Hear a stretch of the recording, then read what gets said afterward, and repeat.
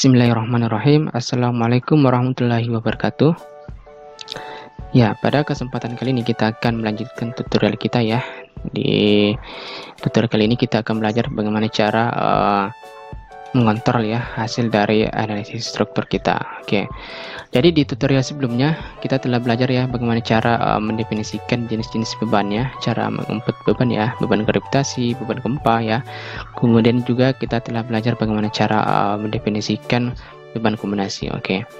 Nah, kita buka lagi modul latihan kita ya. Nah, di subbab 11 ini ya. Jadi dijelaskan mengenai kontrol dan analisis struktur ya. Jadi setelah pemodelan struktur dan pembebanan selesai digunakan, maka struktur perlu dicek terhadap standar dan persyaratan yang berlaku.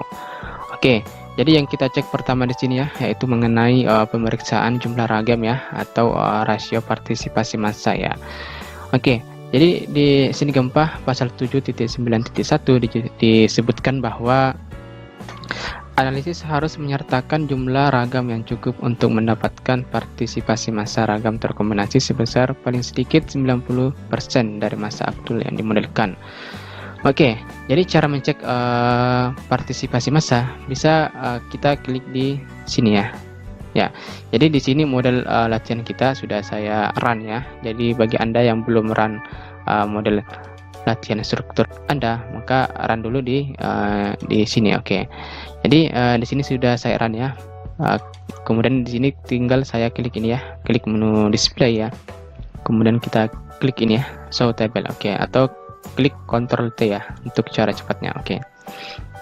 Nah, di sini sudah saya cek ya. Oke, saya matikan dulu ini ya. Oke, seperti ini. Jadi kita klik yang ini ya, struktur outputnya ya. Jadi klik yang tanda plus ini ya. Oke. Kemudian klik lagi di sini.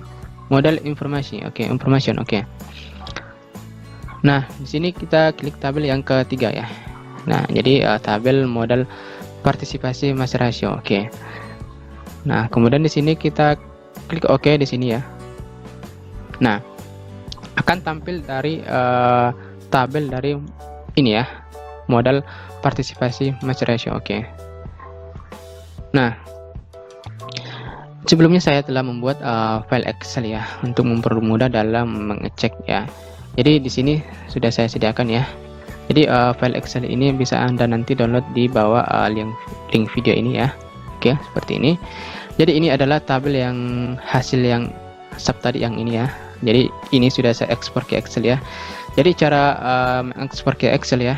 Oke, nanti Anda bisa klik di sini menu file ya. Kemudian klik di sini, kemudian ekspor to Excel. Oke. Nah, jadi ini sudah saya ekspor ya. Jadi langsung saya cek di sini ya. Oke. Nah, cara menceknya, oke, kita lihat di kolom ini. Oke, ini. Jadi ini total dari yang ini, kolom ke ini. Oke, total kumulatif dari ini. Oke. Jadi di sini totalnya untuk mode ke-12 ya. Ini totalnya sudah lebih dari 0,9 ya. Atau di sini sebesar 0,99 ya, atau 99% ya. Oke.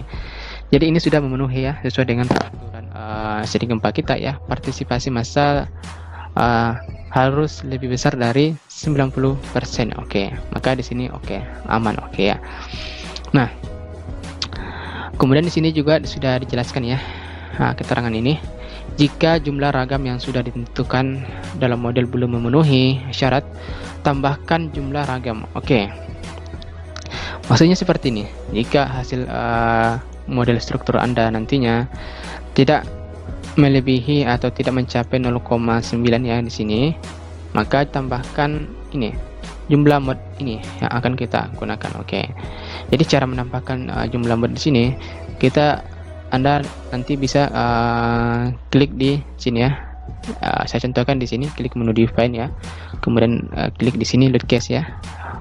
Di sini untuk model ya, model ini kita klik di sini ya, modify ya. So load case. Oke.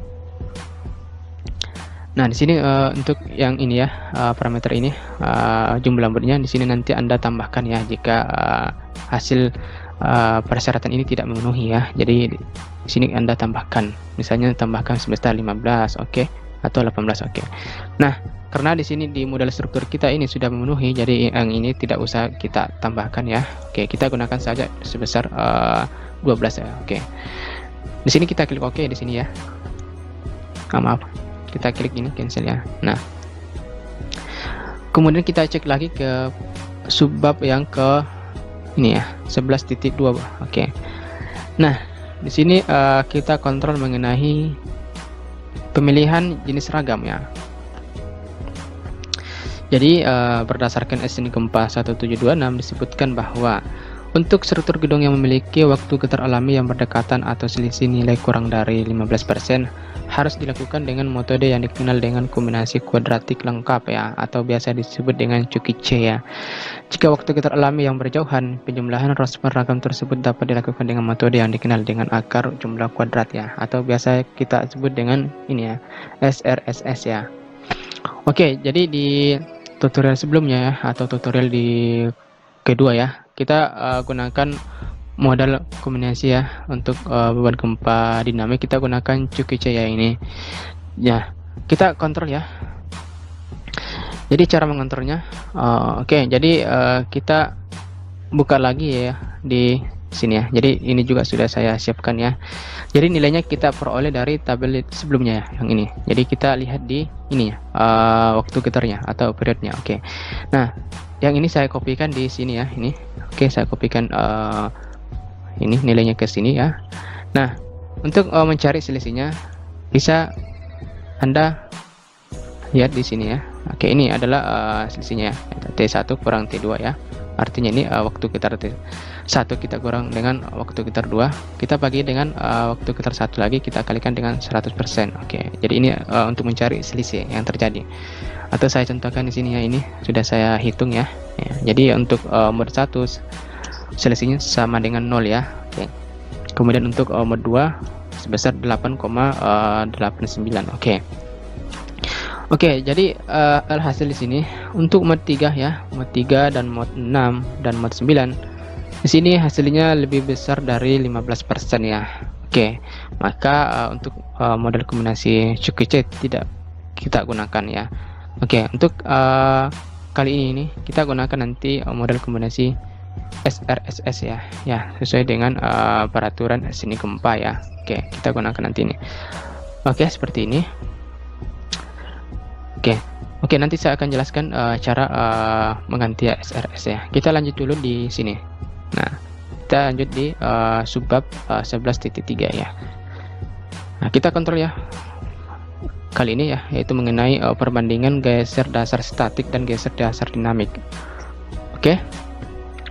Jadi sesuai dengan SN Gempa pasal 7.9.4.1 ya, mengenai skala gaya. Peraturan ini mensyaratkan bahwa gaya geser dasar dinamis harus lebih besar dari 85% gaya geser statis ya. Atau kita rumuskan seperti ini ya. Nah, gaya geser dasar dinamik kita harus lebih besar daripada 85% gaya geser statik ya. Oke. Bila hal tersebut tidak memenuhi, maka perlu diberikan skala gaya pada model struktur gedung. Oke. Jadi kita cek lagi ya. Jadi saya klik lagi di sini menu display ya, show table ya ini. Kemudian di sini saya aktifkan tabel yang saya klik lagi ini yang tanda plus ini. Yang ini saya matikan ya, untuk model information yang saya matikan ini. Oke ini. Nah, kemudian saya klik lagi ini yang base direction ya. Ya, saya klik yang tabel ini, tabel base direction. Oke. Nah, di sini saya klik lagi nih ya, select load case ya. Nah, saya aktifkan untuk DX-nya ya, atau dinamik arah X ya. Kemudian di sini juga saya aktifkan DY. Ini untuk juga SX dan SY. S ini untuk statiknya ya. Nah, jadi yang saya select di sini hanya 4 ya, 4 jenis bebannya. Oke. Saya klik OK di sini ya.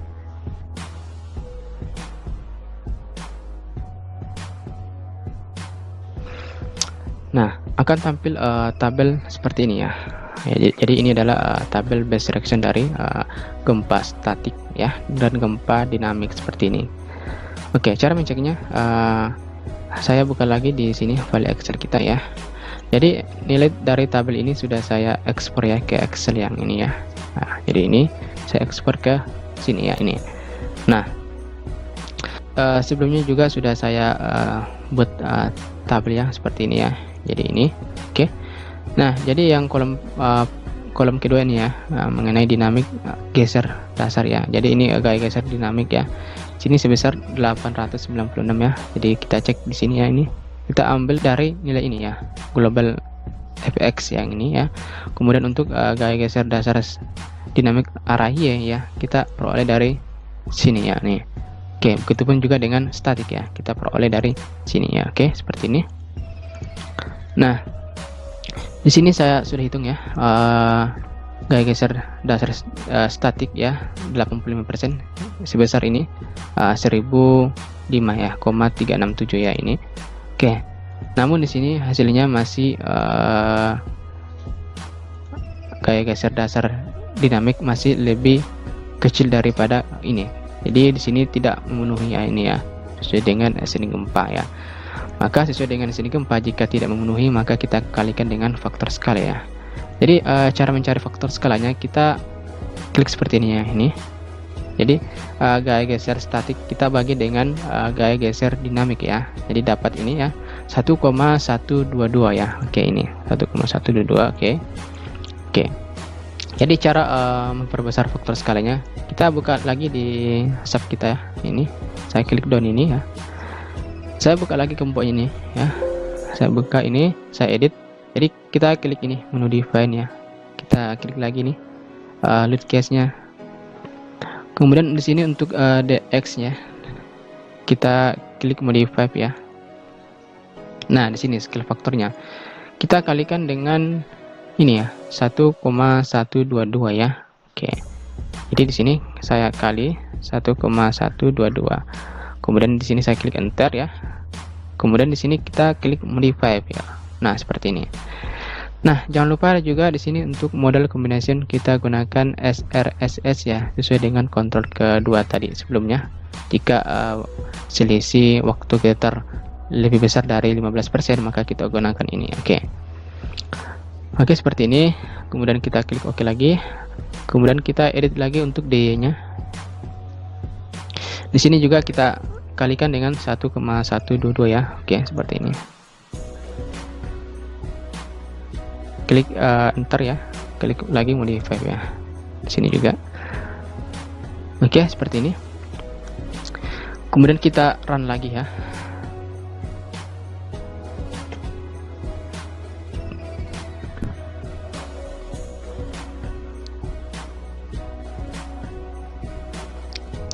Oke, seperti ini. Kemudian kita cek lagi di poin berikutnya ya. Ya, saya buka lagi model latihan kita ya. Nah, ini kita kontrol mengenai simpangan antar lantai ya. Jadi untuk mencari simpangan antar lantai menggunakan rumus ini ya. Jadi ini untuk mencari berapa simpangan antar lantai yang terjadi. Kemudian ini adalah rumus simpangan izin ya.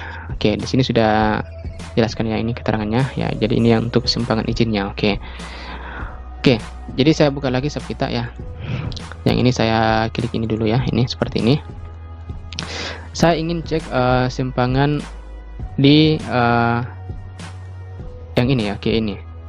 Atau saya aktifkan dulu label zone-nya ya. Ini saya aktifkan ini zone-nya. Nah, seperti ini. Jadi saya ingin cek simpangan di zone ini ya, 80, 64, 48, 32 seperti itu ya. Jadi saya tampilkan sumbu XY ya seperti ini. Jadi ini yang saya blok ya. Oke. Saya coba ini ya. Oke, saya coba seperti ini.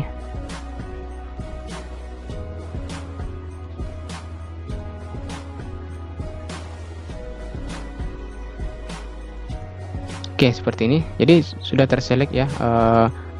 Seperti ini ya. Jadi di letaknya di pojok kanan bagian atas ini ya, seperti ini. Jadi setelah terselect, kita klik lagi menu display ya. Oke, saya klik ini show table ya. Nah, untuk kali ini kita matikan lagi nih ya base direction. Kita aktifkan yang ini join output ya. Kemudian kita klik ini displacement. Oke, saya aktifkan yang tabel pertama ya, tabel join displacement. Oke, ini. Nah, Jangan lupa juga di sini kita pilih select lead case-nya, kita gunakan yang di X dan di Y ya. Oke, kemudian di sini kita klik OK. Nah, kita klik OK lagi. Nah, jadi ini adalah tabel dari displacement yang terjadi ya pada gedung kita ini ya. Oke, namun di sini masih salah ya, karena di sini masih menggunakan satuan meter ya. Nah, jadi untuk mencek simpangan antar lantai kita gunakan satuan milimeter ya. Oke, saya klik down dulu di sini. Saya klik saya atur satuannya menjadi Newton milimeter di sini ya. Oke, kemudian di sini kita klik lagi display ya, show table. Jadi yang ini sudah sesuai ya. Jadi langsung saya klik OK di sini. Nah, ini sudah terganti menjadi milimeter di sini ya. Nah, jadi ini juga sudah saya ekspor ke Excel ya, yang file yang ini ya. Yang ini ya ini. Jadi yang kolom U1 ini adalah perpindahan arah U1 ya, atau biasa juga disebut dengan arah X ya. U2 ini untuk arah Y ya. Jadi ini yang perpindahan. Oke, ini simpangan antar lantai. Oke. Nah, cara menceknya seperti ini. Jadi cara mencek simpangan antar lantai kita peroleh seperti ini ya. Jadi yang ini defleksi yang terjadi ya, nilainya kita ambil dari sini tadi ya, defleksi yang ini ya. Kemudian kita kurang dari defleksi di lantai bawahnya ya. Jadi ini lantai atasnya kita kurangkan dengan lantai bawahnya, defleksi di lantai bawahnya kita kalikan dengan CD ya, atau faktor pembesaran defleksi ya ini.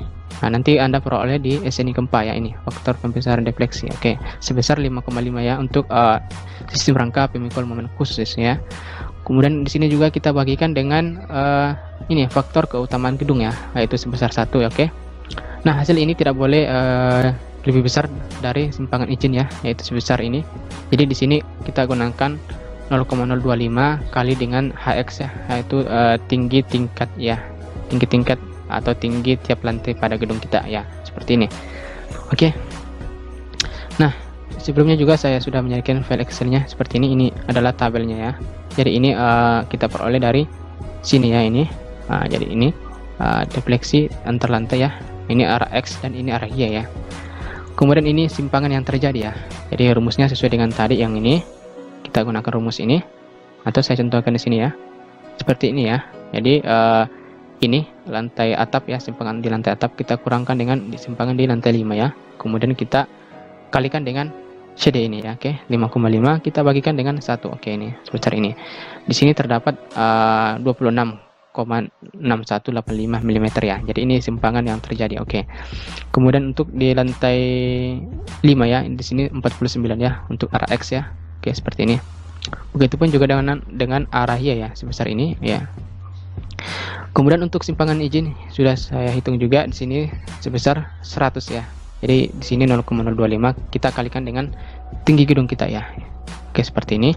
Nah, di sini hasilnya aman ya. Oke, jadi sudah memenuhi peraturan ya yang berlaku. Jadi simpangan yang terjadi masih lebih kecil dari simpangan izin ya. Oke, seperti ini. Nah, jika nanti hasil struktur Anda lebih besar dari simpangan izin nanti, maka perbesar pada dimensi penampang Anda ya. Artinya jika nilai ini lebih besar daripada ini, maka gedung Anda terlalu fleksibel ya, atau terlalu penampangnya terlalu kecil ya, maka Anda nanti tambahkan jumlah penampangnya. Oke, seperti itu ya. Nah, di sini juga sudah saya gambar ya, atau sudah saya buat diagram ya, simpangan antar lantainya ya, seperti ini. Jadi yang berwarna hijau ini yang simpangan izinnya, sedangkan ini berwarna biru simpangan yang terjadi ya, seperti ini. Oke, ini adalah grafiknya ya. Jadi yang di bawah ini adalah simpangan ya untuk driftnya, kemudian ini tinggi gedungnya. Oke, seperti ini. Oke, seperti ini untuk simpangan antar lantai ya.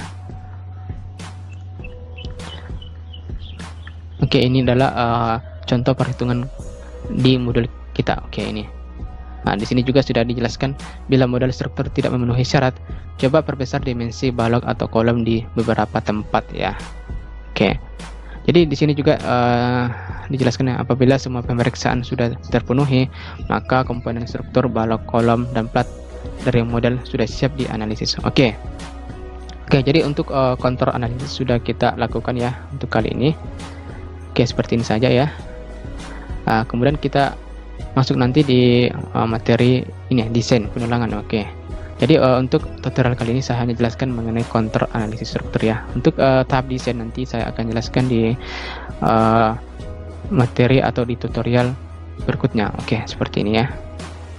Oke, sekian untuk tutorial kali ini ya. Apabila ada kesalahan mohon dikoreksi ya. Oke, saya akhiri. Assalamualaikum warahmatullahi wabarakatuh.